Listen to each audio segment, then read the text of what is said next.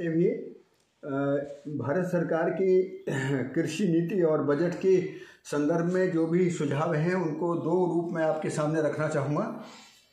पहली बात ये कि किसानों के व्यावहारिक प्रशिक्षण को और मजबूत करने के लिए हमें तरीकों के साथ साथ एक समन्वित कार्य योजना को राज्य स्तर पर सुनिश्चित किया जाना बहुत ज़रूरी है, ताकि किसान ये समझें कि आमदनी बढ़ाए जाने के लिए केवल खेती को लागत तक नहीं देखना है, बल्कि उत्पादन का प्रबंधन, प्रमाणीकरण, प्रोसेसिंग और ब्रांडिंग, पैकेजिंग के जरिए फार्मर प्रोड्यूसर कंपनी के प्रारूप में हम आगे बढ़ सकते हैं।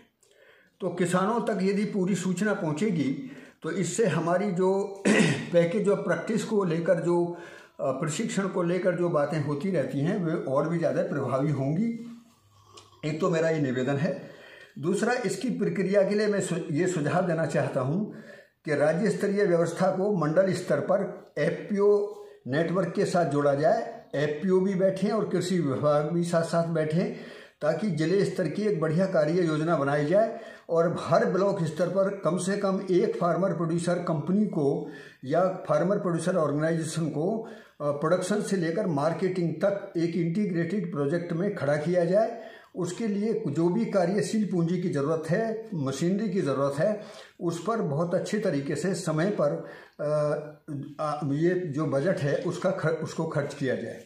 तो एक पहला निवेदन मेरा ये है। दूसरा बहुत छोटा सा निवेदन ये है कि जब फार्मर प्रोड्यूसर कंपनी उत्पादन से लेकर बाजार व्यवस्था तक कार्य करती है योजना पूर्वक और उसमें उनकी आमदनी बढ़ने की पूरी संभावना है, तो सर्टिफिकेशन स्टैंडर्ड में जो कॉन्फ्लिक्ट ऑफ इंटरेस्ट को लेकर कुछ बातें संदेहास्पद होती हैं, उनको उनकी ठीक निगरानी के साथ में एफपीओ पर ये संदेह ना किया जाए, बल्कि एफपीओ को प्रमाणीकरण प्रक्रिया के साथ भी और उत्पादन से लेकर बाजार व्यवस्था तक जोड़ा जाए, ताकि किसानों की आमदनी बढ़े और देश में एक नया प्रारूप प्राकृतिक खेती को लेकर खड़ा हो।